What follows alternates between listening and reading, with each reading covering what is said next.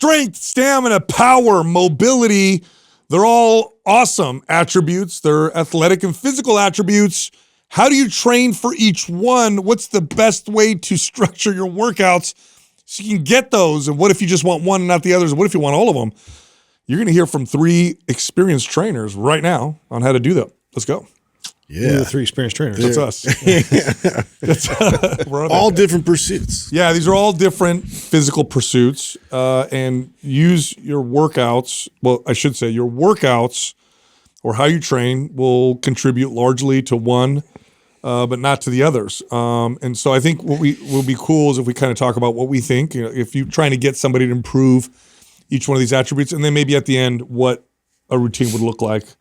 That would give you maybe let's talk a little bit about what not to do, and probably the mistake that all of us probably made early on in our career, and you probably see consistently, which is this idea that, well, my sport requires all these things, so therefore my workouts are going to incorporate all of it at one time, or very CrossFit-esque, right? Yeah. You had a lot of, remember when CrossFit got popular, you had a lot of sport teams like going like, oh, put our players let's through. do this. Yeah, let's do CrossFit because they address my old high school did this. all these things in a workout. So isn't that a good idea? Like, so you got to explain that. That's kind of common knowledge is to think to do that. It is, and here's what's used to be common knowledge now, although now not so much. But if you want to get the physical attributes of a sport and you want to improve those, the best way to do it is to practice more of that sport. And that used to be common knowledge, okay? That used to be the way people trained.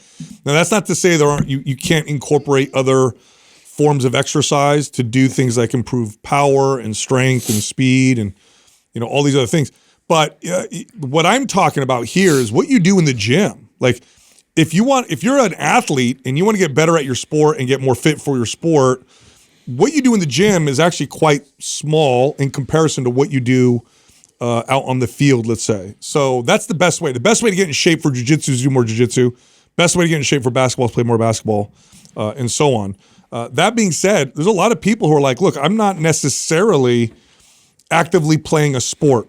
You know, maybe I do a little club ball here and there, but I just want, how do I improve my stamina? Like, what do I just go run for a long time or power? What is power? Strength? You know, okay, I know it's strength training, but what's the best way to improve strength, or what about mobility? So that's kind of what the direction I want to go to start with, because again, with athletics, it can get a bit nuanced. Yep.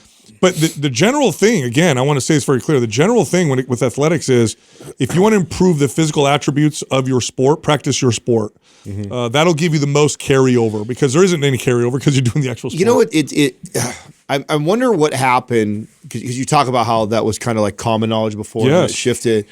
And if you've studied the great ones in like basketball, for example, which I'm more familiar with, like the Kobe Bryants, the Steph Currys, the Michael Jordans, the amount of time that these guys spend in the gym, they spend a little bit of time in the gym. Yeah.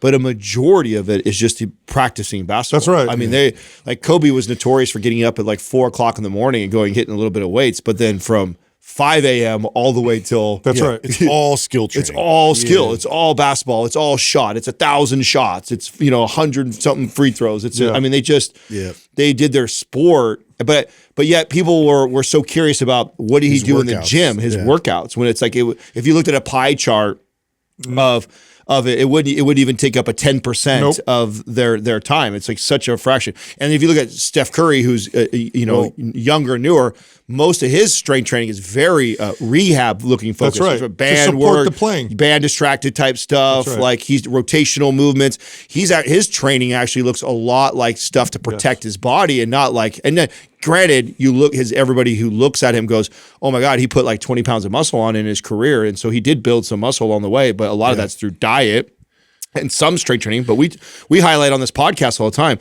you don't got to do that much weight training in order to build some muscle. You know, well, and it depends on what stage the athlete's in. Yes, and so you're talking about really, the peak of their career, in the pinnacle where they're only focused on their skill, and then preservation and like maintaining this level they've already built up strength wise, performance power wise. Right. However, when you're starting from the very beginning, the foundational strength and establishing that and the body mechanics and just the overall coordination required to then apply the skill better, that actually matters a lot more.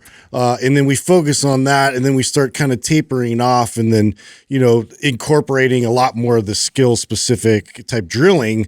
But however, we have to establish that first and then build upon that. Right. But, again, like if someone said to me, I need more stamina for jiu-jitsu, what's a great way to build stamina? There are ways to train to improve general stamina, very effective ways, which we'll get into.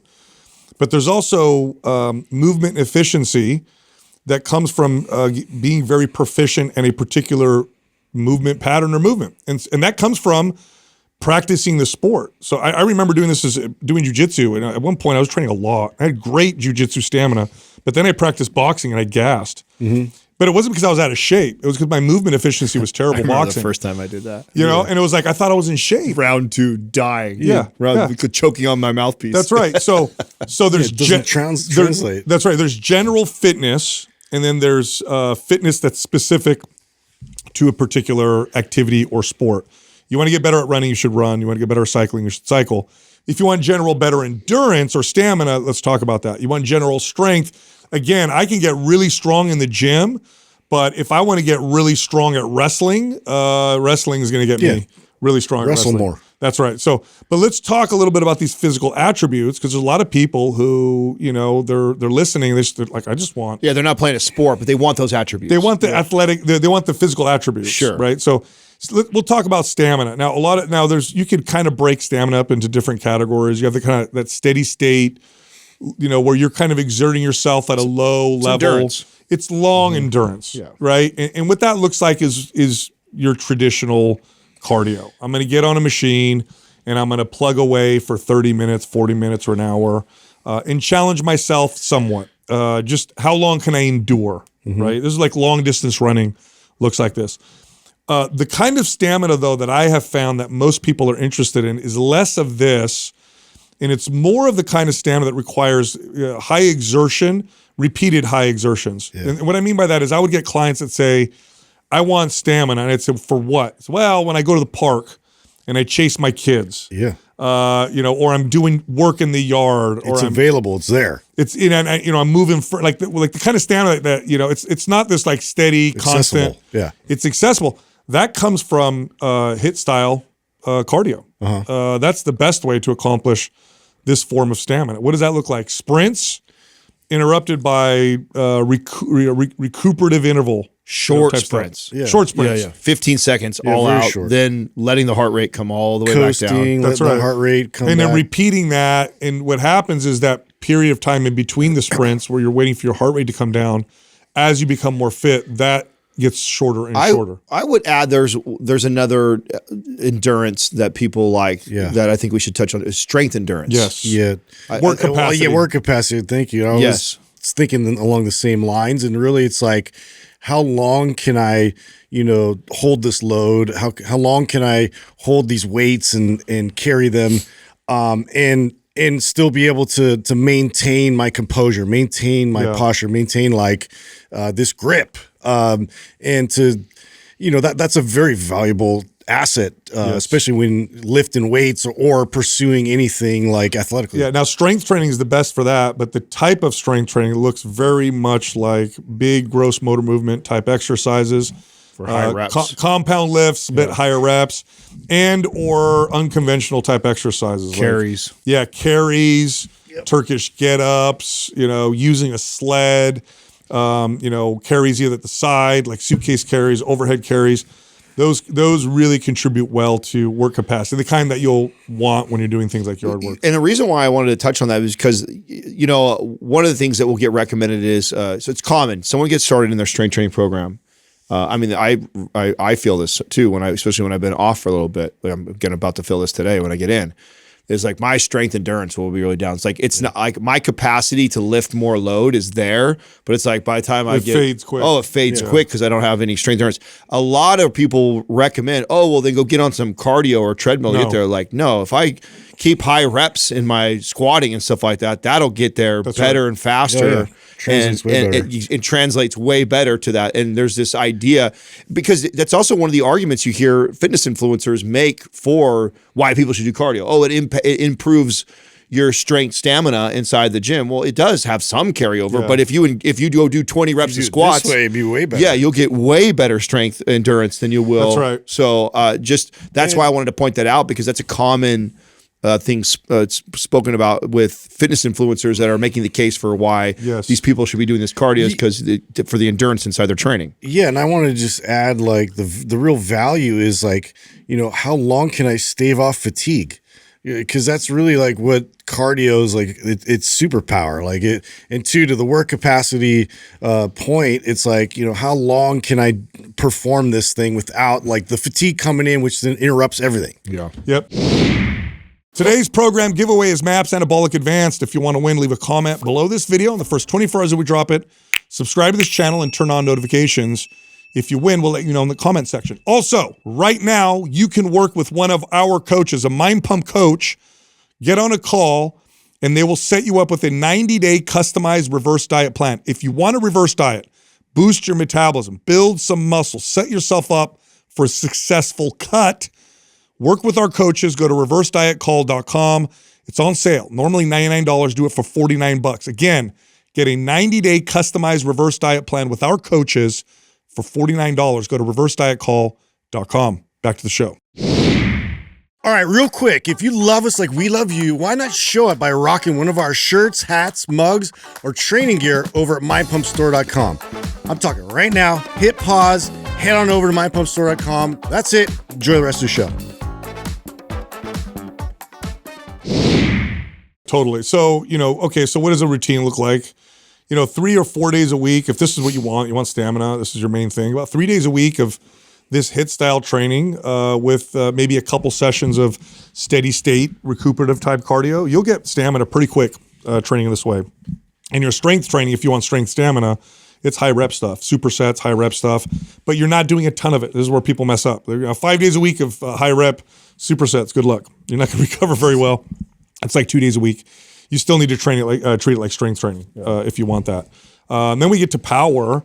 Building power, people mess up building power because they allow fatigue to enter into the mix, into the formula. You can't build power when fatigue comes in. Now, you can improve your capacity to be able to exert power without fatiguing as much, but that comes from training your stamina. Yeah. Building power is I need to be able to, what I'm trying to train my body to do is to produce force quickly. Yeah. So I have to practice the ability to produce force quickly. So if I practice jumping, I have to wait until I'm ready to exert maximal force. If I jump, and I'm fatigued, and I'm no longer training and building power, I'm just training endurance at that point. You're not able to summon that same amount of force, and so it actually degrades a lot of the value of that exercise that you're performing if you're at the point where it's fatigue. So that's why the thing about when you're training, you're practicing these things, you want to practice them with that same perfect type of mechanics, something that you want to replicate every single time is like, this is the standard, because that's what you're telling your body. This is how I perform it every time. Well, think about it this way. If I'm trying to throw a ball as far as I can, let's forget about biomechanics and technique and skill for a second. Let's just say it's the same every time. I want to throw a ball as far as I can. So my first throw, I throw it, and it goes, 50 yards. Like I throw it real far, 50 yards. And they're like, okay, I want you to beat that throw with the next one. Am I going to throw it right away? No, I'm going to wait. I'm going to wait until I'm totally ready to throw it as hard as I can again. Yep. What I'm doing is I'm training power with that. That's how you treat your plyometrics. This is how you treat your power if you're training with Olympic lifts, is you wait until you're able to try to beat what you did previously. This is another thing that people get wrong. So you can always tell when you've got a really good trainer inside of a gym with how he or she trains plyometrics with their client. Like right away, I could walk in and see someone doing jump boxes with a client, and I know that that trainer understands these principles or not by the but the first two or three reps they do with that client. Is it a placeholder for just something to get your client tired, or are they actually training power? Right, and you will tell you what a good trainer will do is they will do that rep, and then they'll be talking for the next 30 seconds to a minute, breaking down what they just did. Like, okay, I want you to explode more on your hips, get your feet more like this, and like there's this long rest period between each rep, and they're putting so much intent on them generating that force in order to jump as hard and as high as they can versus, all right, let's do 10 jump boxes, and you just see a client jump. Oh my gosh. Which you see all the time. Totally. Mobility. Let's get to mobility. Mobility, you're looking at challenging ranges of motion, but you're trying to own the ranges of motion. So it's not passive. Yep. So you're getting into the range of motion through your own ability, and you're moving into them while keeping your muscles active. And here's the thing with mobility programming. This is probably the most simple of all programming. This is one of the ones, the more the merrier. Mm-hmm. You practice these all day long if you want. And the more you do this, now of course there's a limit, but I have yet to know somebody that would reach this limit, except for maybe the most crazy fanatical person. But if you did mobility work 3 times a day, you would get mobility faster than if you did it once a day. Yeah, there's nothing wrong with it because you're active in it and you're not passive. Because when you start getting passive, this is where we can get dysfunction when you're in a range of motion that you don't really own. Like I don't have access. I can't all of a sudden recruit a bunch of muscle fibers to take me out of this, safely, effectively with strength to support my joint in that. It's like you're not really supported in some of these movements if you get there passively. No. So really it's a strength at the end of the day. Like mobility is strength, and it's just expressing that in its longer form. That's right. I think that's the most difficult part about explaining mobility is to the average eye, it looks just like stretching. Yeah. It looks like something that you're passively doing, or like just like a warm up. Yeah. So it's so important the intent that you go into the mobility movement and how much you're trying to contract all those muscles while you're in this stretch position. An example would be like, I'm trying to improve my squat depth. So I'll get down and sit in a squat and just relax there. That's not what we're talking about. What it would look like is I get down to the bottom, but I'm supporting myself. My muscles are supporting me and I'm active as if someone was going to jump on me. Squeezing intense. So it's like if someone were to jump on me right now, I could hold them. So that's the position I'm taking. That's the intent that I'm taking. Not like I'm so relaxed that if my kid comes and jumps on me, I'm going to hurt myself. Which is what people will feel in a stretch. Like when they're doing a deep stretch, like don't touch me. If you do, I'm going to tear something. You should be able to support something or someone if they were to come push on you because you're in these positions and you're active. Right. And the more the merrier, which is cool mobility. If you want to improve your mobility, it's like real easy with programming. Pick some mobility movements that you can connect to. Do it all throughout the day. Practice them all day long throughout the day, and you'll see dramatic improvements. I mean, I think my recommendation always to clients is pick 1 or 2, that's it, and drill those down as many times so you can see the benefits of when you really versus what happens sometimes is you have these people that have all this like dysfunction and they have aches and pains and there's like they're doing like 10 different mobility moves and the likelihood that they're going to do 10 different mobility moves 3 times, 4 times a day is so unlikely versus if I go, hey, let's pick let's pick one area that's like really egregious and let's do that one mobility move and let's just try and do that 4 or 5 times a day and let's be consistent with that for a while and watch what an improvement that we can make so I can sell you on the idea of why you want to do all these other ones. Now we get to strength. This one we talk about all the time, but with strength, for most people, if you were to practice a handful of movements, the best movements, the 5 to 8 movements that are the best ones, your bench presses, your rows, your squats, your deadlifts, your overhead presses, something with rotation or something lateral. If you practice those few movements a couple days a week, 2 days a week or 3 days a week, you go in the gym and you practice them and you use a moderate to high intensity. You're not training to failure, but you're training at decent intensity. And you're practicing them and you feed yourself appropriately, you will see very nice strength gains, pretty consistent strength, especially if this is the first few years of your strength training routine or whatever. You'll see some nice strength change. So now the question is like, how do I combine all of these? Here's what's interesting. First off, mobility you can combine with any of these. So mobility is one of those ones that if I work on this while I'm doing everything else, it'll help all of them. Definitely won't hurt all of them.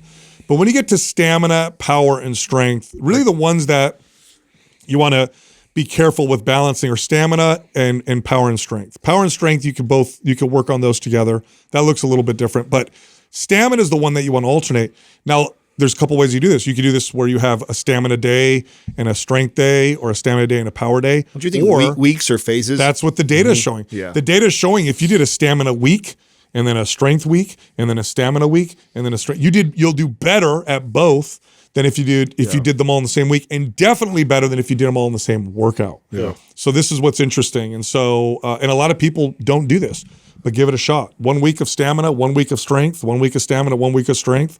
You'll get better at both than had you combined them in that same week. Love that. Anyway, I love that. I pulled up some.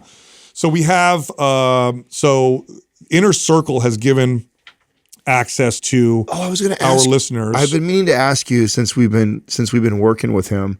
You know, I know you've openly talked about for a while now you working, because it's been over a year now for you, right? Yeah. How long has it been? No, yeah, I know pornography for me for longer than that. It's been almost 2. Has it really? Yeah, been almost 2 years. Wow. Now, after all these this long of time, urges creep back in, and you still need to. You know what's interesting?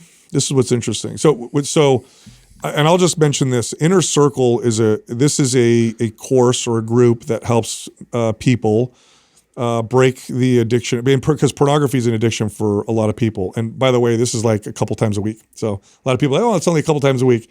And they try to stop and they find that they can't do it. And I was going to get into some of the negative brain changes, which we'll get to. But one thing I want to mention, he's giving away a book, Doug. Yeah. Yes. It's called The Last Relapse. So where do they go for that? So yeah, let me pull that up. yeah, so you could get this book. It's deepcleancoaching.com/mind pump. Okay. All right. So check that. Anyway, so back to what you're saying, Adam. What's interesting is for a long time, I thought if I don't have that outlet or whatever you want to refer to it as, is my libido just going to go crazy? Like, what's going to happen? Really? Because I mean, ever since I was a kid, since I was a teenager, it's like, am I going to go crazy? And I have My head gonna explode. and I have a high libido. I do have a very high libido. So I thought, what's that going to be like? Is it going to put so much pressure on my spouse that she's going to, this and that and the other? No, here's what's weird is that because of the way that it affects the brain, the novelty effect, it's got drug-like effects on the brain, which we can get into. When you stop using it over time, that lust, which is what it's actually lust. It's not libido. It's lust, which is different. Yeah. It starts to come down, and then you have more of a healthy libido. So I have a very good libido for my wife. Yeah. But I'm not walking around like, I'm not getting my drug, which is pretty wild. So no, I don't get these. The urges were worse when I was using it. Yeah. It was always, it was never, I mean, we all have our thing, right? If anyone's been listening, I openly shared what I went through and stuff like that. I never had pornography addiction, and even the dabbling in and out with it. Like, one of the things that keeps me not to, and Katrina and I both have connected because we're both not anti the other person doing that at all. It's like, whatever. But what we realize is like our sex and intimacy is so much better if the other person doesn't. And we know each other so well that if the other person did. So it's like, what, dude? Come on. It's been 2 days. You know what I'm saying? It's like, you did, oh man, I couldn't help. It was just a rough day. I needed this. Like, so we've talked about that so many times in our relationship that for a long time it's just been like a pact, because it's like clear difference how the level. Well, that's everybody. That's what the data will show. Intimacy gets better for everybody. Is like, it's not even in this, like, we are, no matter what, we have great intimacy and great sex, but it's like in another stratosphere when your partner, the two of you are not doing that. It's like, well, the way that it wires the brain is pretty wild because of the novelty, because of the imagery. It desensitizes your brain so much that it does factually affect intimacy with a partner. It's like using a drug and then going to something that's natural. Your brain is wired for the drug. And so it well, I can only imagine, like, okay, so again, the reason why I share that is I think like Katrina and I have a very healthy, good relationship, and like very, very positive. Like I see a difference even in that. I can only imagine if we were struggling and going through things, and that's kind of my outlet. And it's just like, man, that would just be compounding on how much harder it would make the connection and the intimacy and our sex work if that was my outlet in addition to that. So I see how it can impact a very healthy, good, balanced relationship that doesn't have any issues going on. I can only imagine if we had other stuff going on. Well, here's what you see in the data from just normal, what they would consider normal users. Okay, which by the way, a significant percentage of pornography consumers are daily users. Okay, and daily would be considered like problematic. So I know a lot of people listening right now are like, is that really me? Reduced gray matter in reward areas of the brain, lower volume in the striatum, especially nucleus accumbens and parts of the prefrontal cortex, similar to patterns seen in substance addictions. In other words, part of your brain is smaller, literally atrophies. There's downregulation of dopamine receptors. There's hypofrontality or weakened prefrontal control, desensitized and reduced sexual responsiveness, altered reward prediction error signaling, craving and cue reactivity patterns, and changes in white matter connectivity. So from a health perspective, it has measurable effects. And we're not just talking about like, questionnaires. If all this stuff has been studied and we know all the negative effects, why is it that you have sex therapists that are pro-pornography then? I don't know if they're anymore. I think they might have been, but I don't know if they could say that they are anymore. Oh, really? Yeah, I don't know. I think sex therapists will now say like, this is actually it's not a good idea. Oh, interesting. Yeah. I didn't know that. Yeah. I was under the impression they're still all pro. I think you have people that are like, they call themselves like what do they call themselves? Like pro-sex people. Yeah. Which really it's like talking to. They're just hyper-sexed, trying to sell you on some toys and shit. Maybe.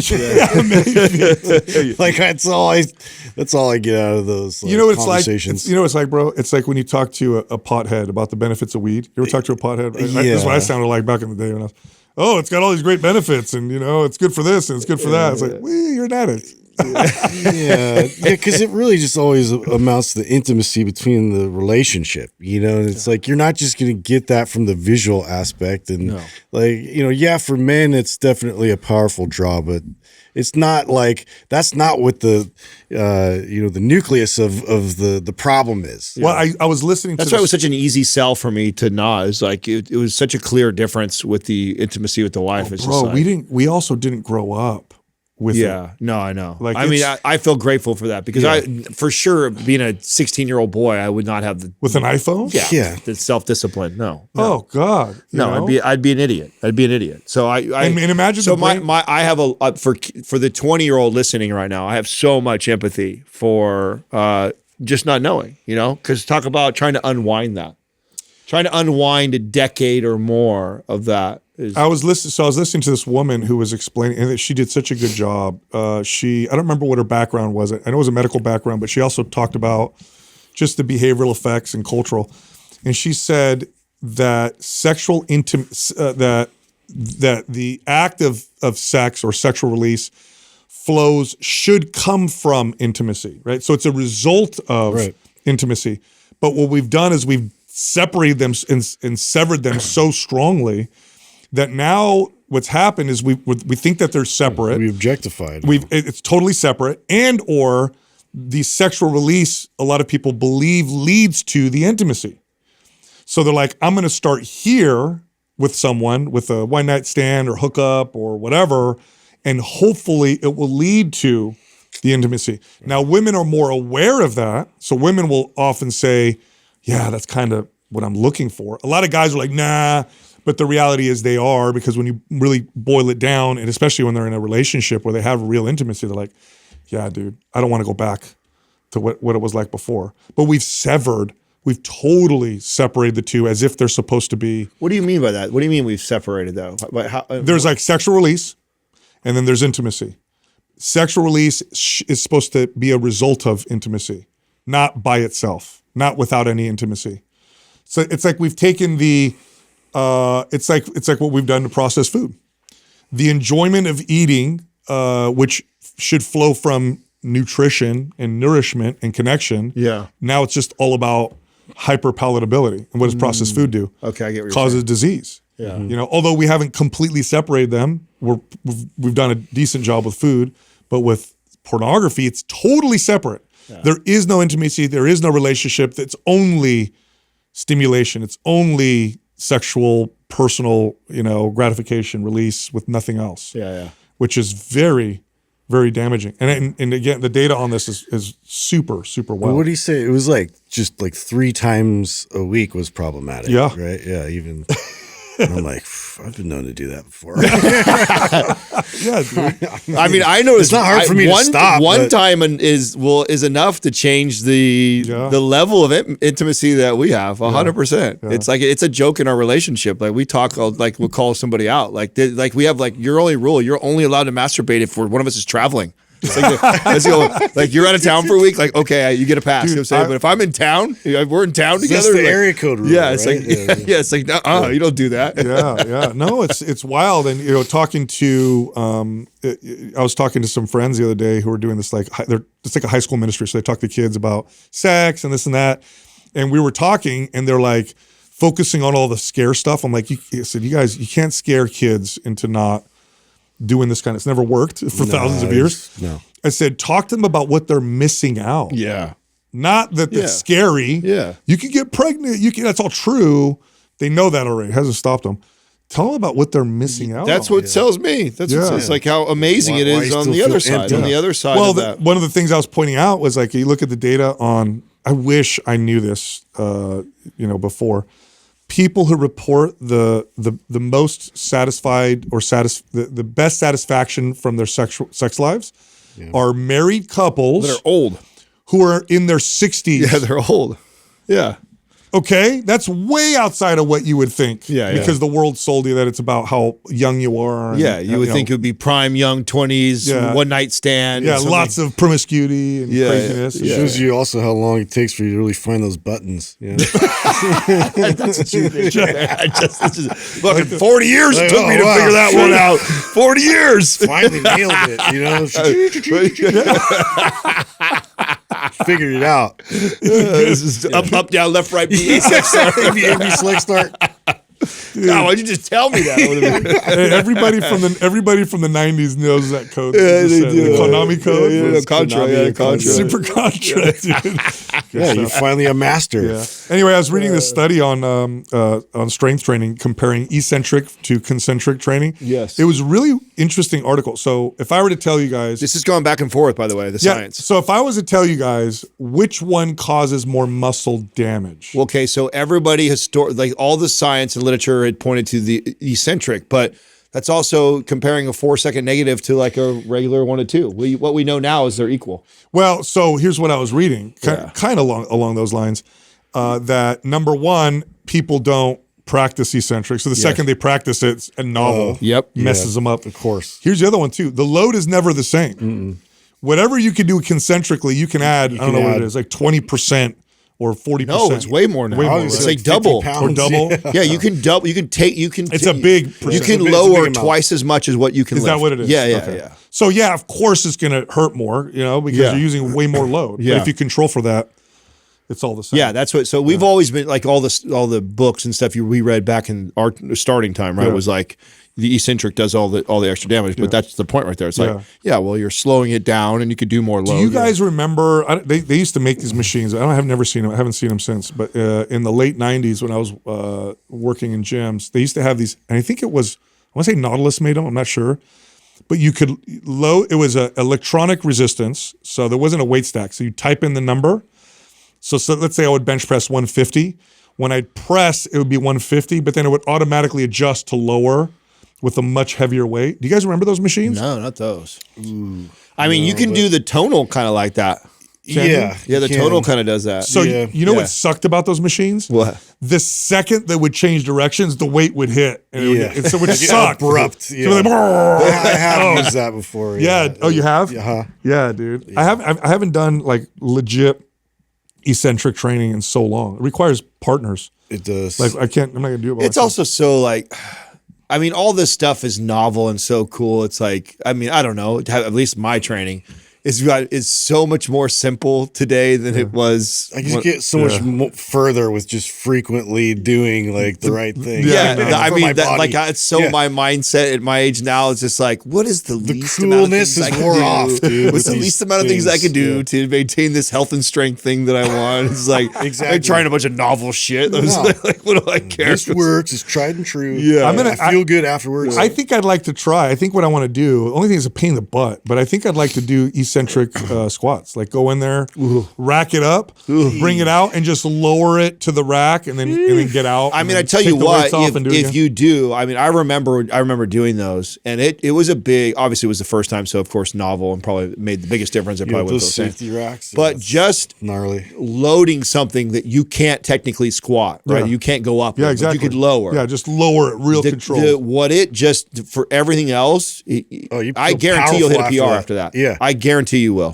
Just like doing that. Sold. You have serious, like you'll if you like you put I don't know what's like really Your heavy for you. capacity You put 5 increases. plates on there and you train lowering it Yeah, for yeah, a couple weeks and then you decide to go for a PR, you'll hit a PR. There's I something just too psychological yes, to it because it's just of the getting load. getting that feeling of Weight.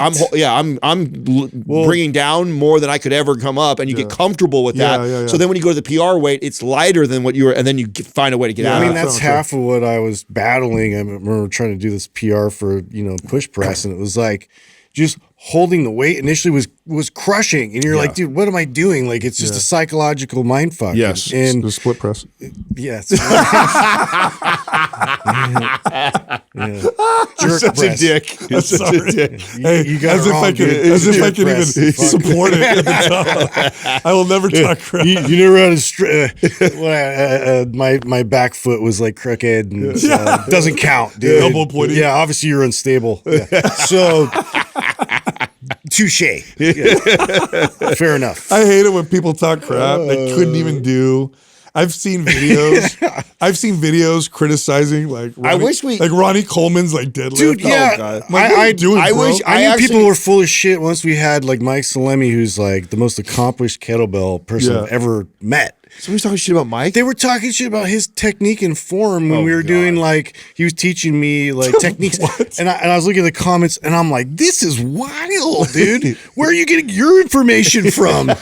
Yeah, like I want to look and I looked through and they have nothing, no like background to even like back their claims. We have this big 10-year anniversary thing that we're doing this year, right? Oh, for a so party. excited. I know, I'm excited too. I can't believe we worked together. You know for what I 2 years. wish we would have done? I wish we would have kept every negative comment from each that was said about each of us, and would have played that on part of our thing. Oh, that would have been hilarious. I think Do you guys have one that stands out to you? That's just like weak chest. that's mine. Bro, I have so many. I can't think of the one. It's so school, dude, bully. Somebody got such a me really good one time. What old did they school say? It was a really insult. good insult that it got me good. What did they say? We repeated it for a long time too. Like the weak chest one. It was like ones that have stuck around for a Yeah, while yeah. that like somebody said something that was like really good. Yesterday I was sitting down with I don't want to encourage this, by the way. I know we're talking about this now. Yeah, we're going to get a bunch of shit. We're going to out get of this thing. plenty of Because you know why? Because comments. it took me a long time to like realize that a lot of them were actually like fans of the show that were just kind of joshing with you. Yeah. And it's just like, they come in hot. So you just fire back and then you realize, hey man, big fan of the show, own all the programs. It was like, oh fuck. Yeah. Sorry, bro. It's Just usually came in how it hot. is. You know what I'm saying? Yeah. You didn't give me a warm up, what up, bro, before you came at me, I just had a conversation with Jessica yesterday because we were sitting on the couch and I'm like, no, be honest with me, babe. And she already rolls her eyes. She's like, all right, what are you gonna ask me? I'm like, is it disproportionate? Is my chest disproportionate from the rest of me? Yeah, dude. She's just like- You can be honest. We're safe here. I actually had a comment under the series I'm doing. Someone, and they're lying. This is not true. But underneath it, they're like, it's actually a strong body part on you. It's not a weak one. I'm like, all right, thanks, buddy. Yeah. Then you Lying is worse. You can say it's improved. Thanks, Mom. It's like someone said, "Bro, your calves are huge, dog." Yeah. Stop it. Oh, Stop it. Come on, bro. Anyway, Oh, God. I want to hear about this. Sounds to me when I read one of your notes here, Justin. Oh, It me? sounds like an Urban Dictionary thing. Which one are we talking Navy SEAL goggles? Oh yeah, technique? yeah. Does that sound like a? sounds like a technique? You've that- tried the dirty You sand. guys haven't? You guys haven't done this? Oh, Have you tried the it's Navy epic. SEALs goggles technique? It's great, dude. It does sound like What that. is that? No, I saw this cool video, and it was this guy that was like describing. Well, he actually went down into one of those pools and showed how without goggles he was able to see clearly, like, because they had to find, like, I don't know if it was like some kind of nut and bolt and something. Anyway, Oh yeah, it's part of their training. Part of their They have to- training. at the bottom of the pool, they have to like put together like, together something and Yeah, like, yeah, make yeah. it. Yeah. So and he was like, I claim he could do it without any goggles. And so he goes down there and he just basically blows air and bubbles and holds his hands like this over his eyes. Shut up. So he can And look then through the bubbles come up and they kind of glue to his face like this. What? And it creates this like weird, like, air pocket. That's cool. And so he's looking down like this with this air pocket like bubble. I thought it was like Some I was like, I MacGyver never even shit. thought of that. Like I wonder if it works. I want to try it. Can you come on, Doug, Google away? I want to see if that's true. That is cool. I've never seen. I feel like I would have seen that on TikTok or on Facebook or on Instagram. That's why I or was something. like, I was like, man, why hadn't I seen this before? That just seems like such a to keep them from both not popping would be insane. yeah. He just had his hands like kind of shielded over like this, so the you just bubbles blow a just little stop right bubble. here, and he could look through. Yeah, so he has to be blowing Through his air. nose, just You would have to here. close this off though, wouldn't you? Have to close from No, your no, no. They nostrils? just they float they up. just bro. go up 'cause they float up They're not and going you to come kept out it that here. way. Apparently, it's real. It is. Boom. Yeah, I'm gonna try it and report back. Because you never know when I might have to put some bolts together at the bottom of my pool. I don't know. It's called an air bubble mask. Let me see it. Yeah. That's what it's called. I want to see it. He's going to do this in the You bathtub. want to see? I'm going to try this. Okay, I can play You know, a Adam video. always takes a bath. And then I'm not a bath guy anymore. I don't have. make this a bedroom technique. I don't know. Why don't you take do it baths in the anymore? bathtub? So I only have one bath, and it's one of those spare bedroom or spare bathrooms. So when I was going through my whole withdrawals thing, I did take a bath one time. I had never been in that thing, and Katrina got it all ready for me. And she's like, "I don't know if you can use it.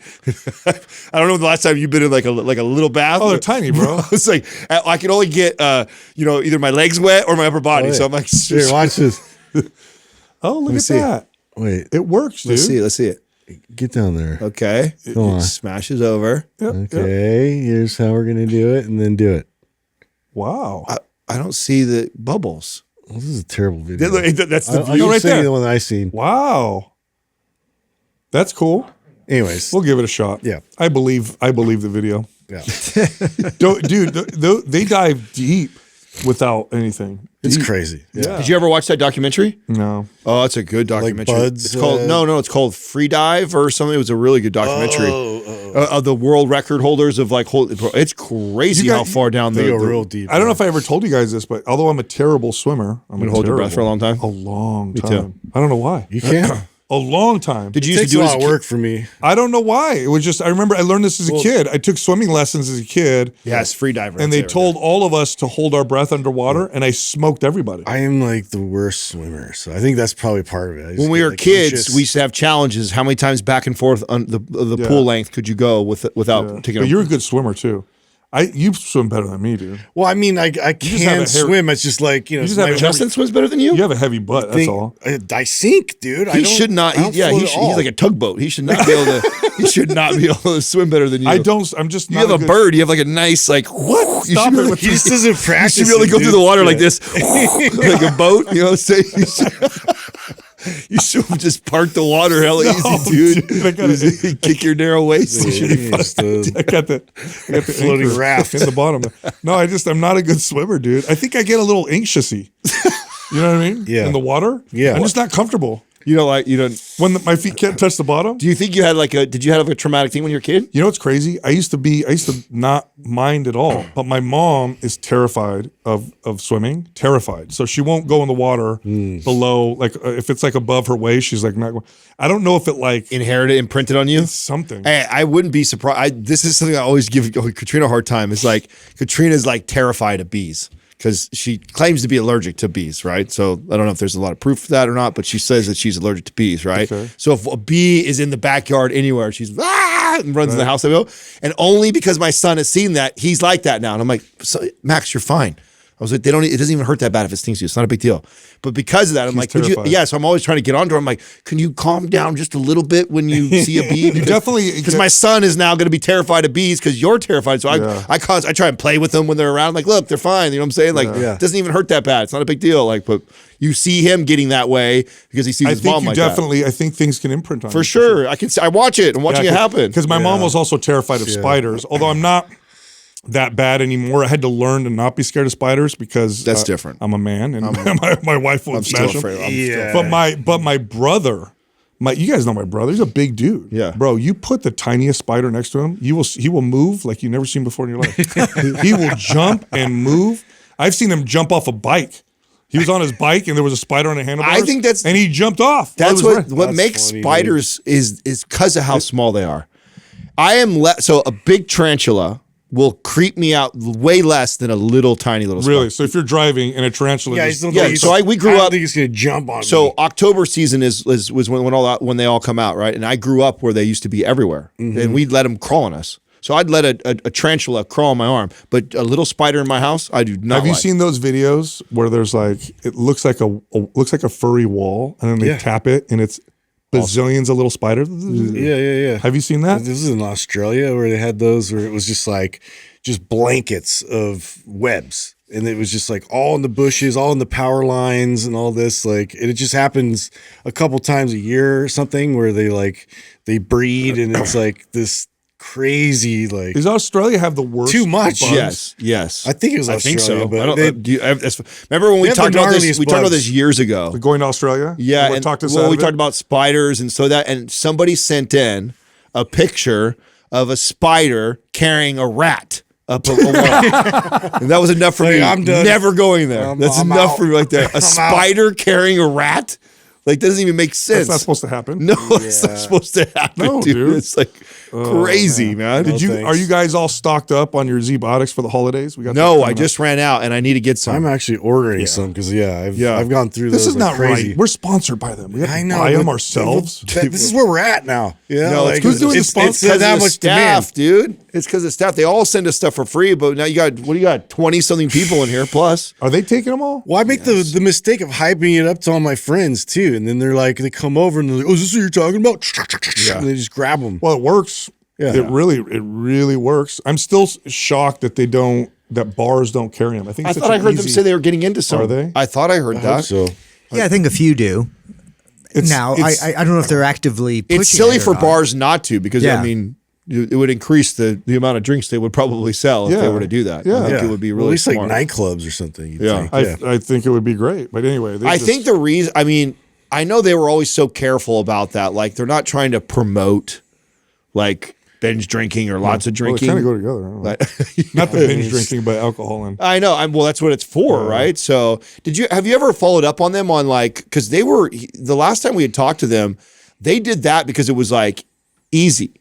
Mm-hmm. Remember, they're in the whole their first product, genetic modifying. Oh yeah. Remember, that was it was low hanging fruit was why they started the company so they could fund all the other projects that they were going to do. I haven't talked to them. But I remember there's some stuff I can't talk about on the pipeline. That's really rad. They have the sugar to fiber product. How come we haven't tried that? Doug We have. tries it. We all got it. You take it, you eat sugar, it converts it to fiber. For reals. Have you tried it? I've tried it. Yeah. Doug's tried it. You have. It's great for regularity. Seriously. Yeah, dude. I'd like to try that because I intake a lot of sugar right now. Huh? I said you don't need regularity. No. Thanks a lot, dude. Sorry, I didn't mean to put you on blast. Hey, speaking of that, no, my son peed his pants at school, right? And we get a call. It happens. Listen though, if we get a call, and I was with Katrina. She's like, "Oh my God, the school called right now." I said, "What? What's going on?" She's like, "Max didn't make it to the bathroom," and I'm like, "What?"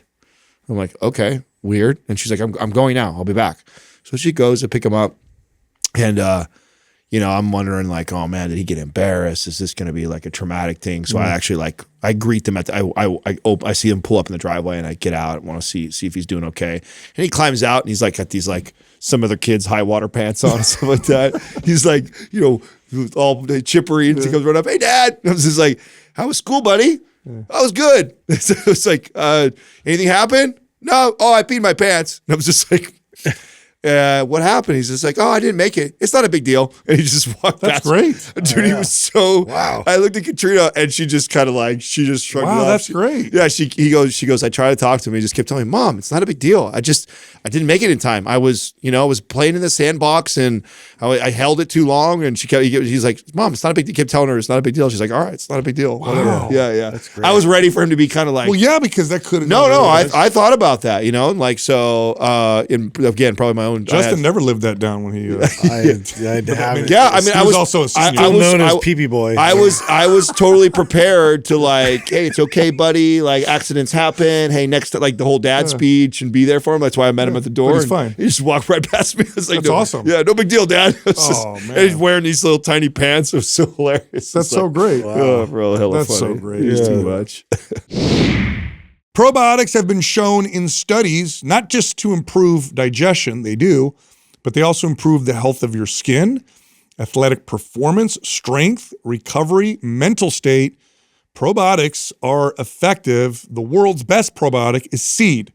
All the rest suck. Seed is the best. Go to seed.com/mindpump. Use the code 20mindpump, get 20% off. This segment of the podcast is brought to you by Mind Pump Fitness Coaching.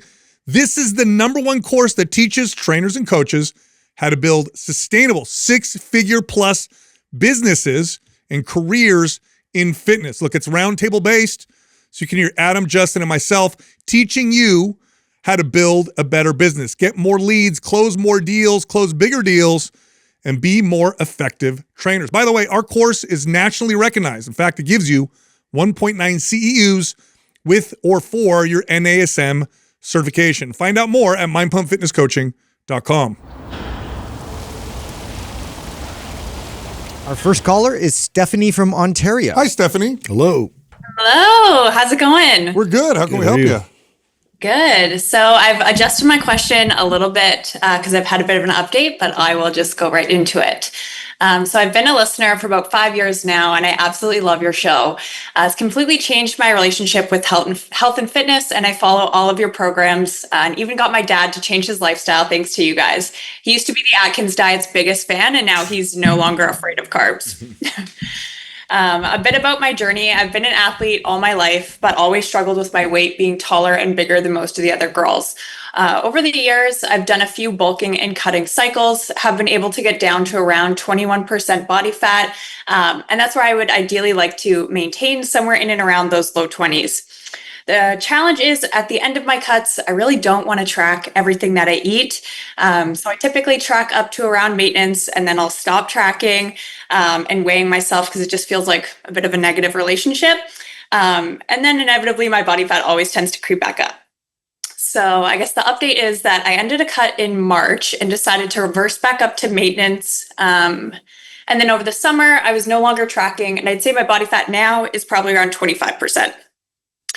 Originally, I planned to do a bulk for the last 3 months of the year, but like Adam talks about, I actually hit a place where I was just kind of like tired of eating, wasn't really hungry or having too many cravings or anything, so which I had never actually experienced. So I figured it'd be a good time to start a cut. So this is probably the longest I've spent out of a cut in a while. So at the start of November, I began a cut eating around 1,900 to 2,000 calories with 150 to 160 grams of protein. I'm currently running MAP Symmetry on phase 2. I'm still not weighing myself, but I am tracking my food. So my current plan is to continue cutting till probably around Christmas, take a week or two break over the holidays, and then go back into a cut for maybe around 7 or so weeks. For context, I'm 5'10". I play soccer 1 to twice a week, strength training 3 to 4 times a week, 8 to 10K steps, 150 to 160 grams of protein. I do have PCOS managed with birth control, and Yeah, feel better eating higher fat, which is like 70 to 80 grams minimum. I like this plan. Yeah. I like Okay. this. I like this plan a lot. You're doing great. I think you're doing phenomenal. You're doing great. By the way, a lot of times, and I'm not surprised that you do better on a higher fat. Oftentimes, women with PCOS do better with a lower carbohydrate, higher fat approach. And and the exercise you're doing is perfect. Strength training is great for that. Yeah, Okay. One other thing I'd like to comment on is, so let me ask you this. When you're feeling healthy, what I mean by that is like you're consistent, diet is good, workout is good, but you're also mentally healthy about it. You don't feel like you're controlling everything, tracking everything. Like you just feel good. In the kind of, when you imagine that sphere of health, Yep. where does your body fat, if you were to guess, where does your body fat percentage tend to like to maintain? Probably this like 24%. Yeah. And that's not tracking. Yes. So, and the reason, like, I'm so glad I asked this question. So, in my experience, female athletes, especially strong athletes, their body fat percentage, when they're all healthy and doing everything right, tends to sit in the kind of low to mid 20s, which, by the way, is a healthy body fat percentage. Yep. Right. And now give or take, right? There's this individual variance. Like some women will sit leaner, other women will sit a little higher, but that's a great place to be. It's fit, it's healthy, you're strong, your hormones are balanced, you're not like obsessing about food, you don't feel stressed about it. And so that's probably and that's a great place to be. And so the reason why I'm communicating this is don't get too caught up with I got to get down to 20, 21% body fat. I mean, you're talking about 3-4% difference, which, and you got to ask yourself, is it going to be worth the mental, stress about it? Because the trade-off. Exactly. And also the potential lack of performance. That's right. Because, we could technically cut down to 1,800 calories for longer and be stricter and then, okay, maybe you shred off another % or 2 body fat. But then, then does soccer suck? And do you feel like you're like restricting all day long? And so you're just thinking about food. And it's like, I mean, we could do that, but you're in a very healthy, good place right now. You have a great plan the way you're going about this.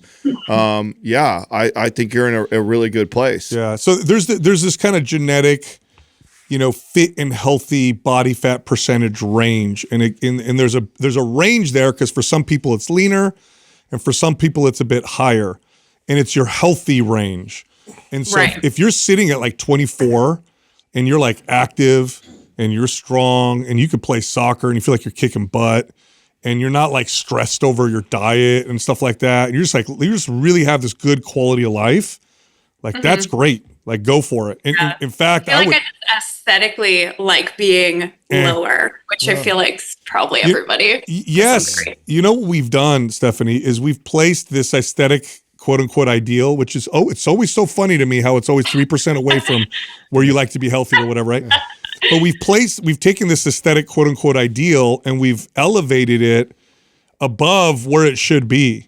And so we've sacrificed all these things that are more valuable, if you really look at it, to you than just this. Like, how much better of a quality of life do you have when you're at 21% body fat, but you're also tracking and stressed about your life with the food, right? So is it really a better quality of life? No, it's not. So that's just the thing that, I want you to think about when you're doing this. And then here's a little kicker. Here's where I'm going to sell it to you.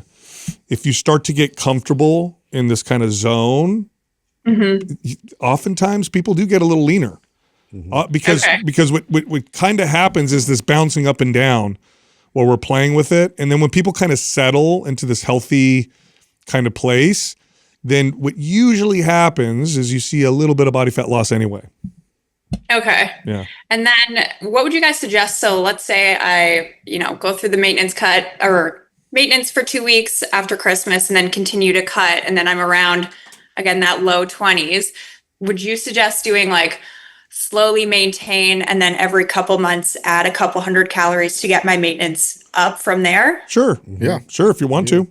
Okay. Yeah. And then do you have a suggestion on which program to follow after Symmetry? Oh gosh. I like Power Lift and Strong are great. Okay. I've never done either of those ones. I have Aesthetic, Muscle Mommy, and Anabolic. You know what? You probably would really like strong. Yeah. I bet you would think like so, strong. too. Let's send that to you. Okay. How many days a week is that one? I think it's. I believe it's 4 or 5. Well, it's 5, but that's because of the work Because sessions. of work sessions. So there's like 2 workouts and 3 work sessions. Foundational, and then the rest Yeah. are work. So in other words, if you are also playing like soccer or something, you cut could one of those literally out. cut the work sessions out and just do the 3 foundational days. So it's like 3 Mm-hmm. foundational days, then we have the 2 work session days.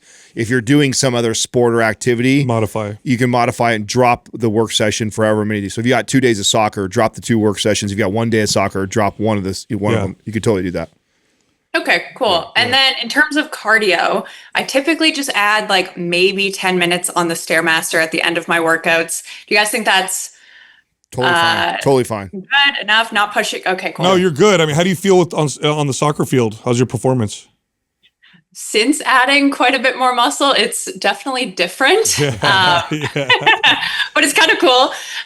But it's still good. I think I probably need to get my cardio up a little bit more for soccer right now. You could do those 10 minutes of Stairmaster, do more like interval training for those 12 minutes. Yeah. So like Yeah. hit style cardio post workout would be great. That'll, especially the way soccer is, where you have just bouts of sprints like that. And so you could do those bouts of sprints in a short 12-minute window, and you get some good benefits just from that. By the way, the things that you're doing is great. Yeah. Everything you're doing is good. I'm just talking about the mindset around it, which I think you're heading in that direction anyway. Yeah, I think sometimes you hear, like, obviously I listen to you guys and you've listened to other callers and stuff, and you're like, oh, does that apply to me? And you kind of like, I don't want to deviate my plan too much. So I just wanted to, I guess, confirm it's right. Yeah, no, you're good. Doing great. Yeah, you're doing great. All sounds good. We'll send strong over to you. Awesome. Okay, awesome. Thanks so much, guys. You got it. Right. Bye-bye. Recording stopped. Yeah, that was good. Do you think too? Because she's talking only about like 2 or 3% I know. body Yeah, fat, it's and minuscule. with birth control and autoimmune, how much water weight do you think she holds on a regular basis? I mean, it depends on what it depends on the person, but because in my experience, someone who's got autoimmune and taking birth control pills, you got just this that layer of what they think is fat is just water retention a lot of times. could be. You know, it's interesting. I'm like, okay, so where I was getting at with her is oftentimes you take someone like this and you take away that little bit of stress over cutting, bulking, and they settle. They tend to get leaner. Yeah. It just tends to happen rather than the ping pong. But she's not extreme. She's doing good. No, You allow your body to actually acclimate. great plan. I think she has a great plan. Yep. Our next caller is Emily from Colorado. Hi, Emily. Hello. Hi, guys. Thank you so much for taking my question. And just first and foremost, I just want to thank you guys for all you do. I've been listening to y'all since 2021, and you have become my North Star when it comes to health and fitness. So thank you so much. Thank you so much. How can we help you? Great. Yeah, so I'll just read my question as I wrote it here. I hear a lot of conflicting information on the usefulness and safety of ass to grass squats. How do you know if it's safe to do so?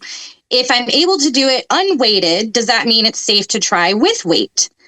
I'm asking this because I'd like to improve my squat depth, but I definitely have ankle mobility issues and chronic knee pain, probably as a result. But I've noticed elevating my heels does help a lot. I'm able to get all the way down. So is it best to start with lifted heels with the goal to eventually not need that? Or should I just avoid squatting altogether and only work on my ankle mobility? Good question. Great question. That is a good question. You could do what I do. So I just don't mow my lawn for a long time, and then it's easy to go ass to grass. I just go barely down. All right, so it's definitely a mobility issue. You've pointed it out. Dad joke. Yeah, we'll 5,000. send you. Sorry. Do you have Prime Pro? I don't. Okay, so Prime Pro, and use the ankle and hip mobility movements in there. Practice them once or twice a day, every day. Watch the videos, and then so practice those regularly. And then when you squat, range of motion is very important, but it has to be range of motion that you can own and control. Strength and supported range of motion. If you move outside of the range of motion that you can control and support with good stability, good strength, you are now in the realm of injury. So ass to grass is only good if you can own that. If you can't, do not do it. But you if you can elevate your ankles and you can own it and make a squat look really good just by elevating it, which by the way happens a lot. There's so many clients that I had it's common that couldn't do a good ass to grass squat, but it was because their ankle mobility was so bad. But as soon as I elevated their heels, they could drop right down. It looked beautiful. Everything looked good. So what I would do is I would ass to grass squat with them with heels elevated while we worked on those mobility drills. So that just becomes a ritual for you, and do that as much as you can, like every day if you can, multiple times a day, and for sure before you always squat. Like, so mandatory, always before you squat, I'm doing my hip and ankle mobility. That's a bare minimum. But then I'm trying to do it every day as many times as I can, even if it's just 5 minutes. Get down on the ground, do some of my 90-90s, do some of my combat. The more frequency you do those mobility drills, primarily combat, stretch, and 90-90s, is going to open those hips up, get you better connected, and also get you greater range of motion in the ankles. And then eventually you can peel the heel raise out. But doing it simultaneously is totally okay, because there's also value in getting your hips and the rest of your body comfortable with that deep range of motion while you're still working on those things. Good point. The more you can actually like add and infuse more isometric tension at the bottom of the squat, and that being the focus for you, the more likely you're going to be strong and stable in that position, which is where we can start thinking about loading it. And I think too, like even slowly and gradually adding load, but then still working on that pause squat. So down at the bottom, I'm really emphasizing that muscle recruitment process, and then you'll feel a lot more comfortable and confident going ass to grass. Yeah, it's a mistake that you might make with Prime Pro is you'll watch the video and just copy the movement. Yeah. It's all about the cues. Be very careful to listen to the video and the cues. How you activate your body and muscles in the pose or in the movement makes all the difference in the world. So just watch the videos associated with, like, combat stretch is probably going to be good for you. And the 90-90 variations will probably be good for you, but there's others. So when you're doing it, watch the video, listen to the cues, and do what the cues are telling you. That'll make all the difference. What's my Prime Pro video, Doug, called? Or where's the webinar? PrimeProWebinar.com. Yeah, so that's for anybody who doesn't have it, you can watch that. Yeah, but even if you do, like, I think what I did on that a little bit better than what we did in the Prime Pro program is what you just said. Yeah. And so on the Prime Pro webinar, which is free, so we'll send you the program, and then we'll send you and then go to the primeprowebinar.com and go to that webinar I did. And in there, I'm coaching through the whole thing. So you can hear me telling you, intensify it, drive your knee into the floor. And so you get the coaching kind of with it. I do recommend going through that with me, because then you'll get kind of like the idea of like, oh, okay, this isn't just like a yoga stretch when you do this. You're supposed to be working in these movements. But and also squat shoes are a decent investment unless you got unless the gym has a nice little heel raise that you can just get foam one or one of those nice ones. Or if you're having to like put plates underneath your shoes all the time, you know, I'd buy some squat shoes, and when I'm squatting, I'd bring them with me, and I'd continue to work on my ankle mobility, and then it'll come together. Okay, yeah, I work out at home, so I'm using plates, and it does kind of add a little extra time that I don't particularly like spending doing, so I might consider, getting some squat shoes. I wasn't sure if I was kind of going down the wrong path by elevating my heels and practicing that without doing mobility. So it's good to know I can do both at the same time. Yes. And I'm essentially doing it with like basically no weight. I don't have a standard bar, or I don't have an Olympic bar, so my bar is only 15 pounds. That's fine. So I'm doing it with that, just an empty bar, and feels okay. I just wasn't sure if I was going to end up injuring myself because I don't have that mobility. No, you're good. I think you follow Prime Pro mobility, those movements, keep practicing the squat, just be safe, and you'll progress. You'll see it progress. Be intentional with it. Yeah, you're doing a good job. I will tell you this, though. There's an interesting thing that I find unique to squatting, that there's this, when you start to load it, and I'm not saying like load it so heavy you're scared to squat down in it, but all of a sudden once you put a good amount of weight where your core has to stabilize and you have to really posture upright, your form gets better. So if I literally to this day, with all the years I've been squatting, if I go out there and do a 135 squat, it'll look worse than my 225 squat. And it's just because as soon as I get about 225 on my back, my body goes, okay, we got some weight on there. Even though it's not it's enough for me to go, okay, I need to really tense up. And that's so important to a good squat. And so I do recommend at one point you kind of loading it a little bit to where you kind of get that feeling. You don't need to go so crazy you feel scared, but enough to where it's like, oh, this is a good amount of weight that I got to move. And you'll find it interesting how your body naturally kind of goes, oh, I need to tighten up and tense up. And that's really good for squatting. Okay. That's good to know. I've kind of wondered if maybe my knee pain could be because I only squat to parallel and I have for years. Sure. And I'm wondering if maybe because I haven't gotten strong in the full range of motion that could be affected by it. It could be a few things. So it could be a few things, but knee pain oftentimes. Where's your knee hurt? Tracking. Yeah, let me know where it hurts. The inside area, essentially, like if you're looking at the kneecap, it's kind of like on the inside of the leg, right below it. Okay, so that's probably coming from your ankle.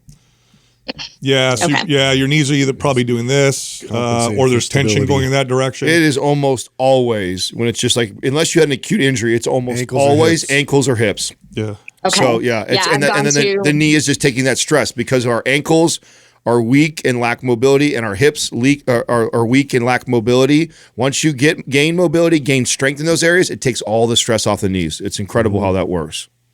Yeah, it's been a long I've gone to an orthopedist and my PCP, even podiatrist, to see if it could be related to, I've got some feet issues too, but I haven't had any injury. It definitely occurred after having my baby back in 2018. And about a year after that, I started working out again and the knee pain came. So I went to physical therapy and they suspected it was from pregnancy and how it kind of changes your gait and your stance. No, you're on the right path. Yep. Okay. Yeah. Thank you guys so much. You got it. All right, Emily. Thank you. All right. Yeah, when it comes to what you said, Adam, where you add weight to the bar and it puts you. If somebody It's so wild how that is, right? Well, so if you're strong but tight, it'll help. But if you're weak and loose, it doesn't help. And I want to say that because sometimes someone could be like weak and like loosey goosey, and you add weight to them, and it's right. But like you or I, definitely me, I'm strong but tight, and so what happens is it'll force my ankles into mobility. It'll force me into position because the weight gets you in position versus not. That's right. It also forces my upper posture to push my chest up high so the bar is super balanced. Aware of where my core has to tighten up because because it's wanting me to fall. So it's a trip how much loading the bar on my clients I realize, like, and you don't have to load it crazy, right? Just to give them some feedback. Yeah, but if you tell me she's got a 15-pound bar on her back, that's like nothing. Go to 25. Yeah, she could do it. She could do at least a 45-pound bar, and that alone, that kind of weight will make her body kind of stiffen up a little. Our next caller is Kay from Denmark. Kay, how you doing? How you doing, What's happening? Hey guys, so this is surreal. So I wrote this email because I feel like I'm at a crossroads on my fitness journey. I started working out as of January 2025 and have been going at it consistently for 11 months. You guys have been a huge inspiration and driving force for me to keep bettering myself. And with your help and guidance, I feel like I have achieved a far better physique than I had expected. I have just completed MAPS Anabolic and have the entire RGB Super Bundle to go through, so that's very exciting. My driving force when I started out was football, or soccer, as you call it in America. I love playing football, but since I was about 20 years old, I have weighed about 220 pounds. So playing the sport I love felt really difficult. So I ended up just stopping. My feet and legs wouldn't connect to my mind as I wanted to, and every turn, chop, and burst of speed turned sour as my legs burned out from the attempts. I have now dropped down to 190 pounds, and I'm currently packing 97 pounds of muscle. And when last on an in-body scanner, my body fat percentage was at 14.8%, although I think it's a little bit higher. Through my teens, I was very active playing football and volleyball, even playing volleyball at under 17s and under 19s for the Faroese national team. I'm not expecting to go back to that level. I just want to feel athletic again. So here's my question to you guys. Is there any form of workout routine or diet that will get my feet and legs to act like I want them to, so that I can do like one chop and sprint away from someone without losing my balance or slowing down? Or does my age of 32 just limit that factor? I could, of course, try some stuff out myself and see, but I really want to hear what you guys have to say about it. My big dream now is to get to play one more complete season of football where I feel proud of myself and feel good on the pitch. Yeah, good question. This is cool. Well, what's really cool is that if you got the super bundle and you've just completed anabolic, next is performance, which would be the foundational thing we would do first, and then probably progress you in that direction athletically. But that would lay a nice foundation in that pursuit. Yeah. Especially phase 2. Okay, there's also, so it's just a unique situation because you played at a high level. So what you are referring to in terms of your performance, your benchmark is what you used to be able to do at a very high level. In other words, if I were to take you out and test your athleticism right now, you would be remarkable. But compared to how you used to be, you feel slow and unresponsive. And I'm going to tell you the best way you're going to get back to, if that's what you're looking for, it's not going to be gym workouts. Now, we can give you gym workouts that are athletic, but to make you feel the way you did before, the best thing you could do is a little bit of strength training and a lot of playing. Yeah. Okay. Nothing is going to replace getting on the field and playing in terms of giving you that feeling that you're looking for, that athletic feeling. So if I had you and we didn't have like if you didn't say, hey, I need by this month or this, that, and we had a nice time frame, what it would look like would be taking you through performance the way it's laid out. And then after that, reducing to like a 1 day a week of it, or like a max 15 performance, and starting to train and go practice your sport.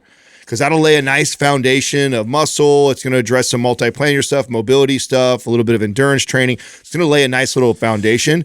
And then we really start to ramp up the amount of sport that you're playing and reduce the time in the gym.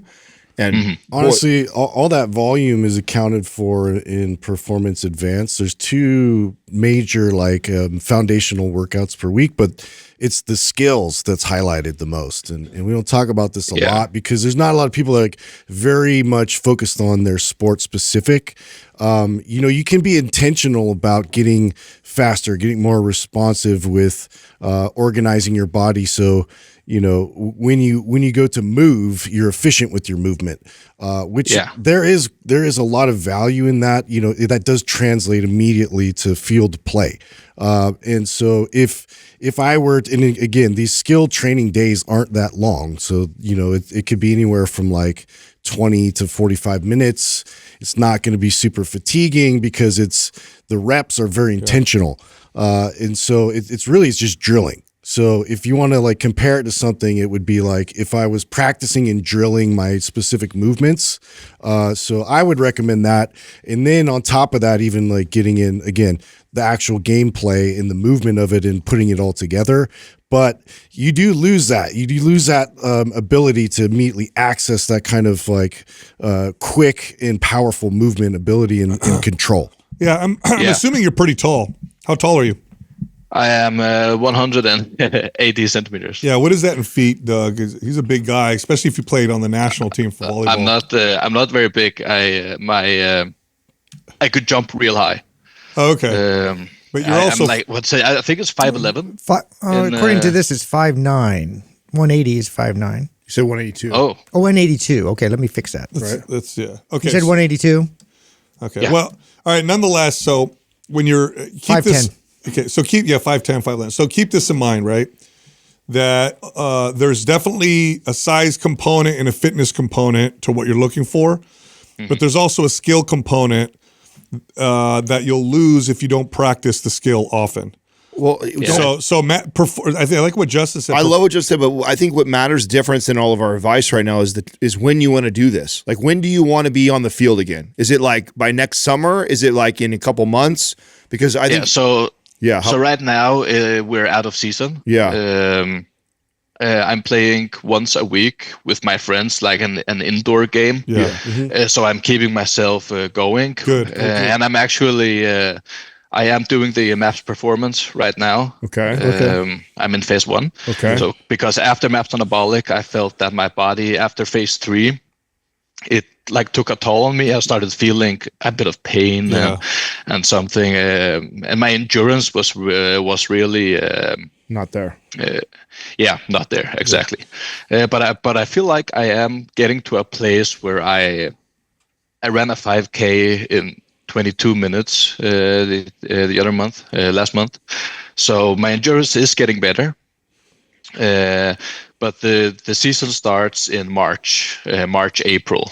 Okay. So reverse it, right, Justin? Maybe January start. January start advanced and just focus on power. Yeah. We'll send that to you. skill. So we'll do that would be performance great. advanced. Follow that in January, and then make sure you practice more soccer. And then diet wise, eat for performance. Yeah. Okay. So eat for performance. So whole natural foods, high protein. Make sure you eat carbohydrates. Yeah. Get enough energy. And eat for performance. So judge your diet based on your performance, not on how you look. Okay. But what he's doing, right now is great for right now. So what you're doing, running performance, playing soccer once a week to kind of maintain. And then in January is we're going to follow Justin's protocol, go to performance advanced. That'll really ramp up the soccer and then play as much soccer with it as you can. Yeah. Okay. Cool. Yeah. You can get it back for sure. Yeah. If you just that's a good plan right there. Yeah, I would be very thankful if if that would be the case. My last complete season I played, I think I was 21. So it would be amazing if I could like stick to it. And the reason I stop is because I expect so much more of myself. Yeah, of course. And when I can't deliver, I get like what do you call it? Discouraged. Discouraged. Yeah. Thank you. Yeah. Welcome to the club. Yeah. Okay. The one mistake that you could make, okay, is when you start to really pick up soccer more than once a week and it goes to 2-3 times a week and you're practicing more, is to try and maintain the strength training along with it. Make sure you reduce that. Yeah. So once you get to a place where if you're playing soccer 3 times a week or more, the weight training needs to be 1 time. That's it. No more. Okay. So that's a mistake that athletes will make, and that's where you'll get injured, is if you save the intensity for the sport. Yes, as like right now your plan's perfect. The MAPS performance, 1 day a week of soccer. January comes, you're going to follow Justin's performance advanced, but you start hitting soccer 4 times or more a week. Scale back on the weight training. Should only be like 1 day a week. Yep. Okay, so it would be like a full foundational workout for like an hour or so? No, like 3-4 exercises. That's it. Yes. Okay. Very minimal. That's very minimal at that point. That is going to make you great on the field and protect you from getting injured. That's right. Your mistake that you could make, that people make, everybody makes, is they try and keep the weightlifting routine up, and now they're playing soccer 4 days a week because that's where they get hurt. That's right. Okay, so we're thinking like 4 compound movements or like 4 compound movements at most. Yep. Okay, cool. Yep. And even at moderate intensity, it does not need to be going to fail. Don't be just because you're only doing 1 day. Don't go, I gotta go to failure because I'm only doing this 1 day. You're just trying to maintain the muscle and strength that you've built in the off season. You're not trying to progress in the gym. No. You're trying to progress on the field. And it takes very little volume and intensity to maintain the muscle mass you built. So you get in there, do those 4 good compound lifts, do it at moderate intensity, get out. It's soccer time. That's right. And that's your focus. Soccer time. It's soccer time. Soccer time. You like that? All right. Well, I'd love to hear back from you, Kay. You'd be a fun person to talk to after January. So if you, I'd love to circle back and hear how hear how it went for you. Yeah, of course. Okay, that would be very cool. Yes. All right. And I just have to say that I just started. It feels like I've just started working out, and to be here talking with you guys already. If you told me this a year ago, I would have told you to take a hike. This is really incredible, guys, and I'm so thankful that you are willing to have me on. Of course, man. We'll have you back on. All right, Kay. Perfect. Take it easy, brother. Thank you. Thank you. Bye. Yeah, just athletic training's totally. I just to put it differently. Okay, and this is even more pronounced. The more advanced or more elite you are in athleticism, the more pronounced this is. So just to illustrate this for people, your base is already there. If you took an athlete that was at a very high level, college level, definitely pro level, but like you're really good, and you increase their strength by 20%, their timing's gonna be off suddenly. Yes. Yep. So you have to match your strength gains, everything, all your gains match the skill. The skill has to affects all follow. mechanics. Otherwise, it throws you off. And then suddenly at that level, I'm stronger, but my timing's off a little bit. My performance isn't any better. It might Cuts even be into worse. your conditioning, your That's endurance. right. So it's totally different. Our next caller is Jessica from California. Hi, Jessica. How you doing? Hello. Hi. What's happening? This is so wild. I know everybody says that when they come on. They're like, this is so weird. Right. I've been listening to you guys for a while, so it's really awesome. Thank you for taking my call. I really appreciate it. Yeah. As most people do, I guess I will just read my email. It's quite long. I hope you'll bear with me. Trying to provide all the relevant data and details in here. So here's my story. I'm a 49-year-old married working mother of 3. One of my kids is in college, but I still have a 14-year-old and a 9-year-old at home. For many years, I was a serious long distance runner and occasional triathlete. And I sort of lifted a little bit in there, but not seriously. I wasn't seriously weight training. I was also a yoga teacher in my 20s and continued to practice yoga and Pilates as a complement to my running in my 30s and early 40s. My third pregnancy and perimenopause both kind of really threw me in for a loop. And among other extremely annoying symptoms, I developed a lot of hip pain and tendonitis and had to take long breaks from running. And for the first time outside of pregnancy, I gained about 20 pounds.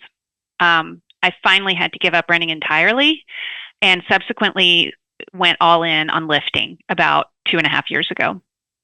By the way, I was ultimately diagnosed with moderate hip dysplasia, labral tears in both hips, and early signs of arthritis in both hips. So that's crappy. When I first got into lifting, I went for traditional lifts. I actually started with strong lifts 5x5, and I did try to chase the deep squat. But my MO is going too hard. So I went too hard, too heavy, too deep, and I'm pretty sure that led to more hip problems. I'm pretty sure that spring I got a new labral tear. And so I kind of had to back off. I realized that, okay, after my diagnosis, like I have shallow hip sockets, so deep squatting may not be the best exercise for me. Another thing that I had to come to grips with was that pain means stop. So as a distance runner, you get really good at ignoring pain and discomfort and powering through. So when things would hurt in the gym, I just was like, oh, that just means I have to work harder. So eventually I had 6 months of really good physical therapy with a great PT. I got into your podcast and I started trying to accept the gospel of rest. So now I try to focus on good form, rest and recovery, and I really am trying to work with my body rather than against it. As part of that, I realized I've been under eating for years. That was just my lifestyle. Not too bad. I wasn't eating like 1,200 calories a day, but I was definitely in a calorie deficit. And I, even up until last year, 2024, I know I was in a calorie deficit all year because I was tracking. I pretty much, I don't know if I was a deficit. Let's just say my maintenance was low because I lived at 1,800 calories a day and I'm 5'7". So in January of this past year, I decided to try my first reverse diet. I made it up to about 2,150 with a slow increase over 3 months while I was running MAPS anabolic. Then I did a little bit of a cut for about 8 to 10 weeks, cut back to 1,800 and did Performance 15. And then I switched to like a 2-day-a-week full body workout at around maintenance calories, like 1,900-ish. So what I'm trying to do now is I just started Muscle Mommy a couple weeks ago, and I'm trying to do another kind of bulk during this program. As an aside, I also walk about 9 to 10,000 steps a day. Like a low day for me would be about 8,000, a high day about 12,000. So it averages out to about 10,000. Let me give you some data from my DEXA scans. I've been getting approximately quarterly DEXA scans for about 2 years. So between end of December 2024 and a recent DEXA scan I had at the end of October, I have gained about 7 pounds of lean mass. And I took my body fat percentage down from about 29.1 to about 28%. So a little bit of a decrease, even though technically, according to my scan, I gained a little bit of fat, like about 0.4 pounds of fat over that time. So I'm really pumped about the lean mass increase, even if it's not 7 pounds, like if there's error, even if it was 5 pounds or 4 pounds. I think at 49 to gain that much muscle in a year or 10 months is pretty good. But I'm frustrated by body fat percentage not really going down. I realize now in the past that I was kind of skinny fat. Like in January of 2024, I was at 33% body fat. So now that I'm at 28, like that's better. But as much as I work out and as active as I am, my goal is to get more into the range of like 25%. I gained muscle everywhere, but especially in my arms and my back and my chest. I put a lot of details in the email, but the bottom line is I'm very strong in my upper body, and like I'm 90th percentile for lean mass for my age in my arms and my trunk. But my DEXA scan says I'm in the 10th percentile of lean mass for my legs. Also, my fat percentage in my legs is much higher than my body overall. So I can tell I'm getting stronger everywhere, and I'm happy about that. My shoulders, my arms, my back, they look awesome, but progress is slower than I would like in both strength gains in the legs and in fat loss. Okay, I told you this was long, a lot of background. Now I'm ready to get to my questions. So my first question is, considering my history of hip injury and having to modify a lot of leg stuff, what's the best way to go about building up my leg strength? I definitely have gotten stronger. So I've gone from, for example, being able to only do body weight Bulgarian split squats to now I hold 30 pounds while I'm doing them for 12 reps. Same for step ups. I went from body weight step ups to holding a 30-pound dumbbell. My hip thrust, I got up to 195. So I'm definitely getting stronger. But I can do more with my upper body. So for example, I can only do a sumo squat holding like 40 pounds, but I can overhead barbell press 75 pounds. I can curl 22.5 pounds for reps with my biceps, but I'm only holding 15s in each hand when I do Bulgarians. So it just seems nuts to me that I can do heavier weight in some of my upper body lifts than in my lower body. I'm doing Muscle Mommy, but it just doesn't seem like it has enough lower body work towards correcting this huge difference in body composition and strength between my upper and lower body. So how, if at all, can I modify the workout? Can I add substitute in a lower body lift into the workouts or something just to get myself more balanced? Jessica, I love you. Yeah. So hold on. You're so great. Let me put this all in a nutshell first. Is that okay if I kind of summarize real quick? Okay. Yes. You increased your calories, body fat percentage went down, you got stronger, you built more muscle everywhere. Lots of you had some injuries in both hips and lower body, and your MO is to overdo it. Yes. Okay. What's the complaint? She wants to be more muscular. Hold on. Yeah, what's the complaint? I want to hear that. I want to be stronger in my lower body, and I want to lose fat in my lower body. Now you do realize that it's not only normal, but it's healthy for a woman to store more body fat in their lower body. Not only that, but over a decade, we beat the hell out of our hips. Yeah. So that's you're going to have more body fat in your lower body as a woman. That's just you're supposed to. It's actually a healthy sign. So that's number one. Okay. So let's focus on that. You got way stronger. Also, remember when you're doing a squat, if I overhead press 45 pounds, but I do a squat holding 30, you're forgetting that your body weight's in the squat. Yeah. You're not overhead pressing your body weight plus 45. So your legs are much stronger than your upper body. Okay. So that also consider that. Would you say if I were to ask your husband or your friends that really care about you and I'm like, hey, is Jessica too hard on herself? What would they say? Yes. Yeah.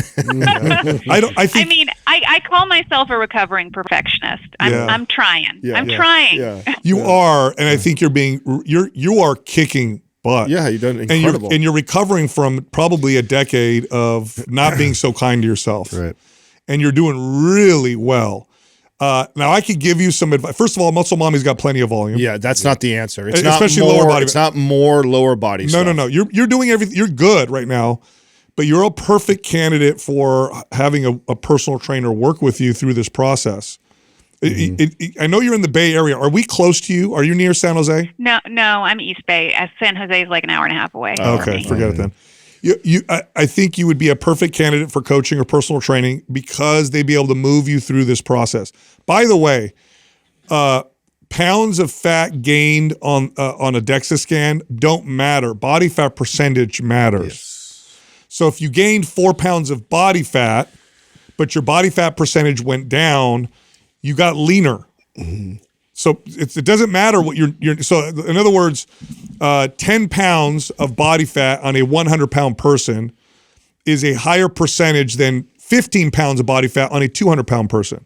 Yeah. Okay. Well, and I can tell from my progress photos, like I'm definitely leaner. You're even doing though great. I'm heavier. Good. You're doing so good. You're doing so and good. honestly, you would probably see the progression in your upper body and your lower body at the same pace if we didn't have decades of beating our hips up. Yeah. So I know if you've been listening to us long enough, this is why we scream at people about endurance running. Mm-hmm. It is so rough on the body. Yeah. Yep. And you said it to us already that you were the type of person that, oh, fuck that pain. Just keep running through it. You know what I'm saying? Like, and you did that for years. Yeah. And so 20 years. 20 years, okay? Yeah. And yet in a year, you've already gotten strong in those legs. It's crazy. So you're doing incredible. really well. Incredible. And the good news is you're going to keep progressing. Yes. Yeah.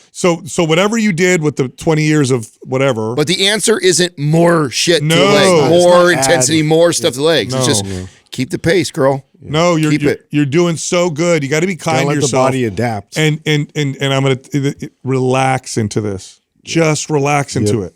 You're doing great. Just chill into what you're doing. Trust the process like you have been. It'll move you so much further if you do. Yeah, the fact that you got leaner, bumped your calories, got stronger, you're like, what else can we do right now? There's not much. Just keep going. Yeah. Just keep going. Then the worst thing you can do right now is add more. Yeah. That's absolutely not what you should do. Yeah. Especially to an area that's already been beat to death for 20 years. Yeah. Like it doesn't need to be beat through the weights now. Yeah. Like that would be the word that will set you back. We're trying to build. I think you would benefit from working with a coach through this process. I could have somebody call you because I think it would be beneficial just to guide you through this process. Because what will happen for someone like you, and you're probably like this in your career as well, where you like get after it and you go for it. What would really help someone like you is pull the reins back for them to help you get out of your way. Yes. So you got that person to bounce off of, and remind you how awesome you are. You know, I was thinking about that just this morning. I was thinking about what are they going to say? They're probably going to tell me I need a coach to tell me to chill. Just through the process, this process. But honest to God, you're doing. I read your email before you came on. I heard you talk about it, and I'm like, you're doing. You're very hard on yourself. You're doing really good. Yeah. Well, I have been trying to do this I'm big on data and evidence. Yep. And so I've been trying to follow an evidence-based process. I've been trying to keep track of everything.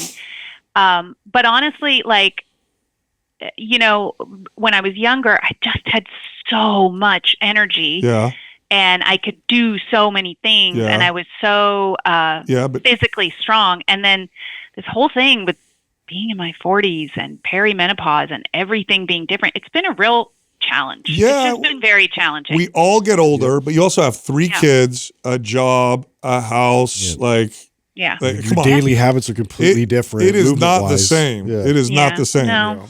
But you're doing really well. Yeah. I mean, you're doing exceptionally well. So just stay the course, relax into it, because you've got another 3 or 4 years of consistent progress with this. Literally, you've got another 3 years ahead of you where you're just going to continue to progress at a nice pace, so long as you don't overdo it and get in your own way.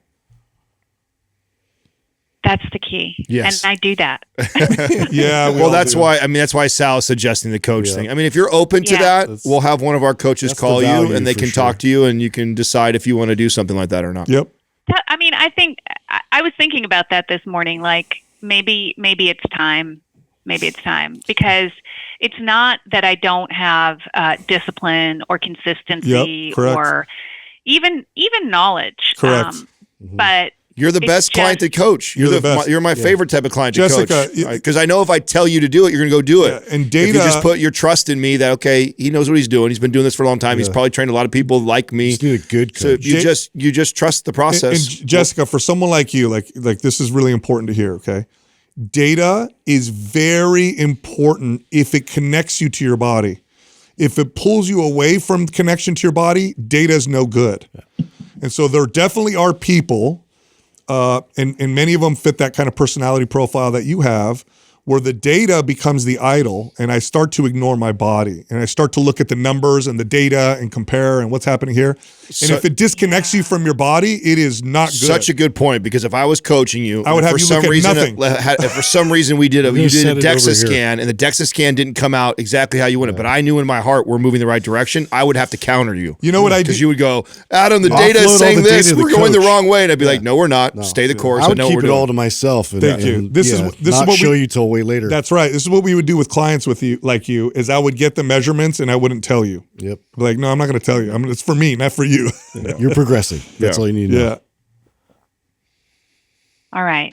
I think I needed to hear this. Okay. I kind of knew you were going to say this, but I guess I just needed somebody to tell me. You're gonna do so well with a coach. You will do so well with a coach. I'm gonna have someone call you. I'm excited to see what happens here. Great. I do have another question. Sure. Which is that I just am really finding bulking quite challenging. I found it difficult the first time too. I really am trying to get my calories up, but I'm consistently hitting my protein. My BMR, again, according to the DEXA scan, it's like I'm something like 1640 at rest RMR or something like that. Yeah.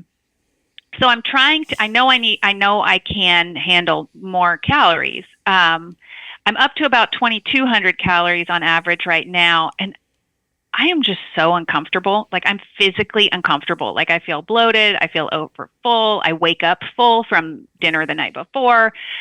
I think it's affecting my sleep. I do eat mostly whole natural foods. I really don't eat junk food or fast food.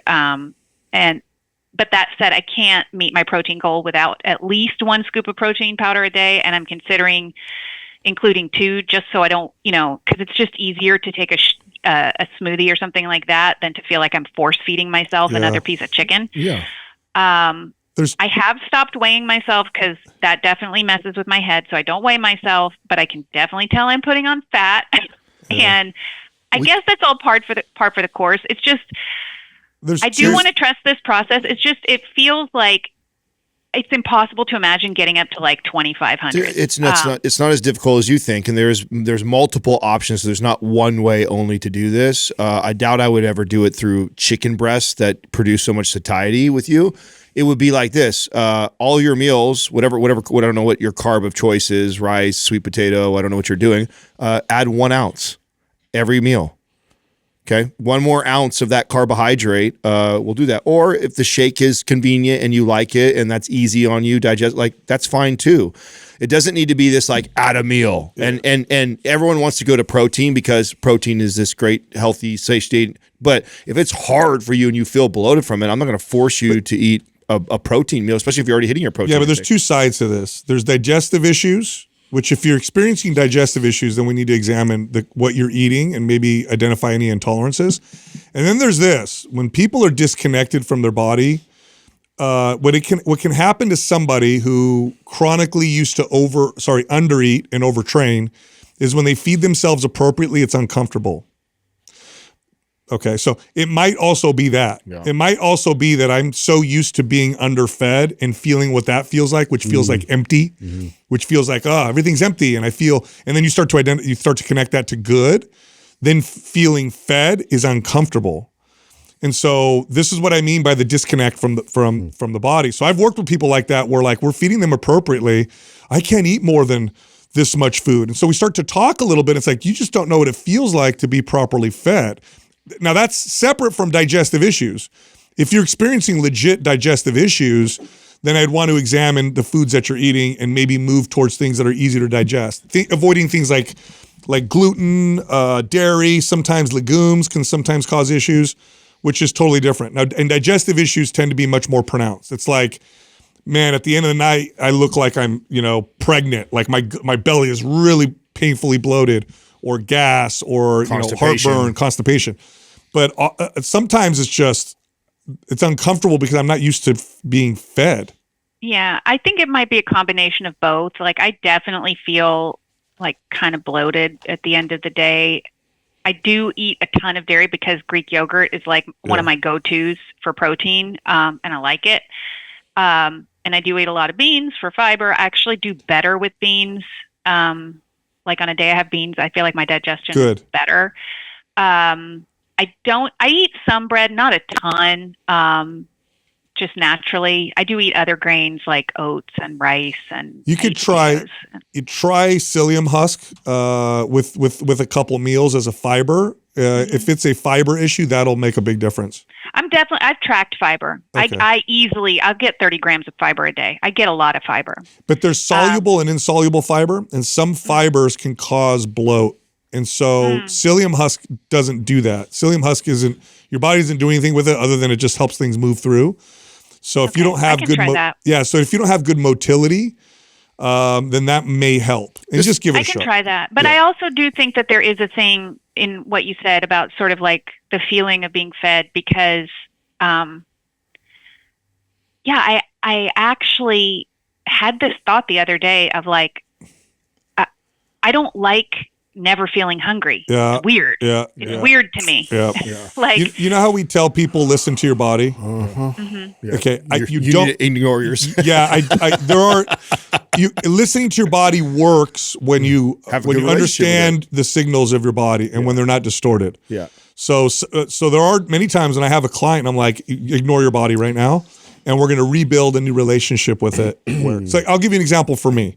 I force fed myself for so many years that not getting stuff from a meal felt like I was hungry. And then I realized, like, wait, I'm not hungry. I'm just not stuffed. So, and that took me a while to kind of figure out. This is why I like the strategy of 1 to 2 ounces of the carb in every meal, because it's like so subtle. And if you came back to me and said like, "Oh, Adam, that extra ounce was too much," I'd be like, "Bullshit!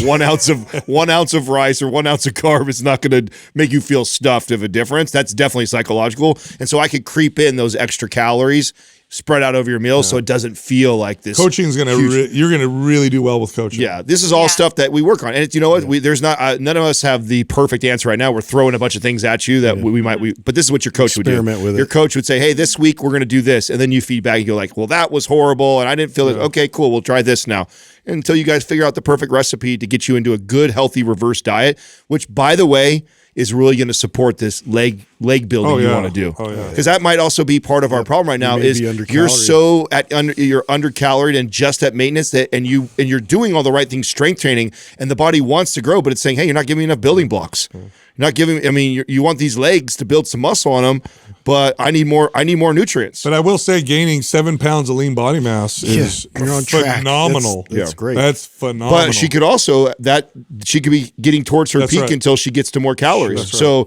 you may be tapping out of what your body is capable to do with the nutrients you're giving it, and this is why you might be feeling like you're not putting on any more muscle in there. We got to get these calories up. Yeah. But slowly and correctly, and I'm we'll gonna have help you. You're gonna love. I'm gonna have someone call you. We got you. This will be great. And then I'd love to talk to you in like 3 months because I think you're gonna be in such a cool place. Yeah. Yeah, I'll be very curious. I mean, my idea is to go through Muscle Mommy, sort of bulking and kind of natural over the holidays too. Yeah. Good time to do it. And then I want to set myself up for a cut so I can take off a little bit more body fat. And I don't want to be extreme, but I'm going to turn 50 next summer, and I want to look great. I want to feel great. I want to feel strong. I want to be able to do some strict pull-ups. I can already do some strict pull-ups, but I want to be able to do like 10 strict pull-ups. Wow. Yeah, that's a big goal. Yeah, you probably got really good genetics being a triathlete. You just never really, you're tapping into them now. Just promise me, Jessica, you'll listen to our coaches. They're all trained by us. We're very, very tough to even come work for us. They're all very, very good. And they will. I like being an A student, so I'll listen to listen to the coach. All right, good. Right. I like to hear that. This will be great. All right, Jessica. Thank you so much. I really appreciate it, guys. You got good it. one. Thank you. Bye. Yeah, that's a great client to work with a coach. Great client. Yeah. So open to very educated. to listen. My sense, and we're not coaching her, so you'll figure this out as you work with someone. But my sense is the discomfort for meeting is really just No, that was a great call. You hit it on the head right because I could tell by the way she looked and responded. I'm like, oh, you're right. But my advice is spot on then because that's a perfect way to do it with someone. Yeah. Because if you add 1 ounce, I can't do it. yeah, it's like bullshit. 1 ounce. If 1 ounce is like a couple spoonfuls, you're not telling me I just bloated you from 2 spoons. So that's when you know somebody has that bad relationship with that is when they'll come back to it. So, but no wonder because eating a full and then choosing something like a chicken breast to add that would feel that's so satiety producing and dry and boring. It's like, oh yeah, that's not gonna feel good. Can't do that. No. All right, I know you liked that episode. If you did, check this one out. Shredded, ripped, defined, single-digit body fat. Yes. You want to get there? Let's talk about it. Difficult. And is it worth it? That's a follow-up question. Yeah. First off, we got to say that. Okay, so single-digit body fat, obviously. Body fat percentages that can be represented by 1 digit, like 3%, 5%, 6%, 9%. That's ripped for men. For women, add 10%. Yeah, exactly. You go up about